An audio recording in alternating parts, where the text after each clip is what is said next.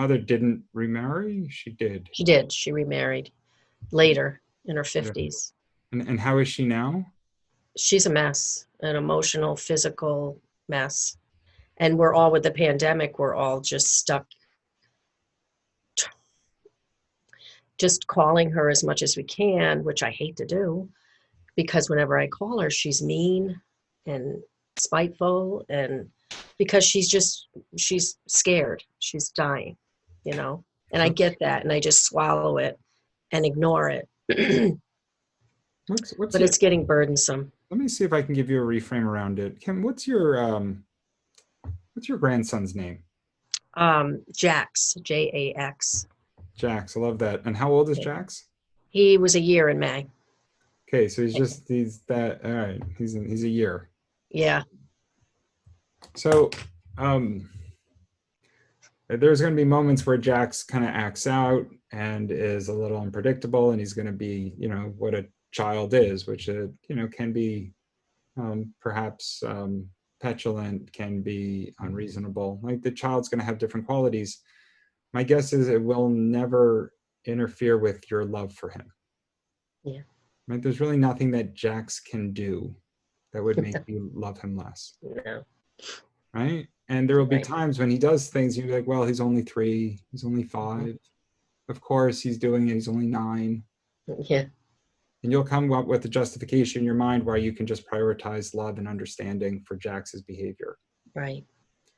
Somehow, it can be a bit of a stretch, but somehow, if you can start to orient your mentality to see your brother perhaps had fewer skills to navigate the loss of his father, to navigate the struggles in his life, and perhaps is just earlier in his spiritual evolution, which is also his consciousness, he may not have the tools to deal with life as well as perhaps you do.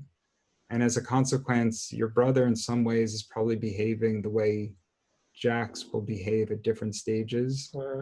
Only Yeah. difference being that your brother is kind of stunted in what he's been able to evolve through. And so he's still, even though he's an older guy, he's still exhibiting the qualities of an underdeveloped, say, 12-year-old. Right. Right.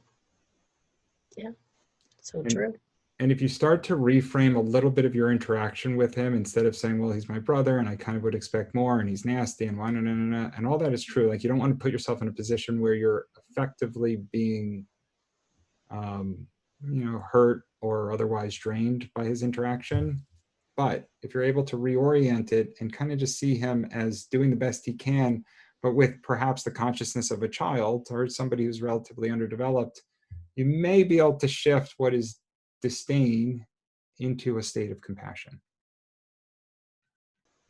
And instead of it's being more like a chore to have to talk to him or to your mom for that matter, you may be able to elevate and move into service and just say, even if I only have to be present and don't have to be heard, just listen to them and be supportive and do what I can to be available.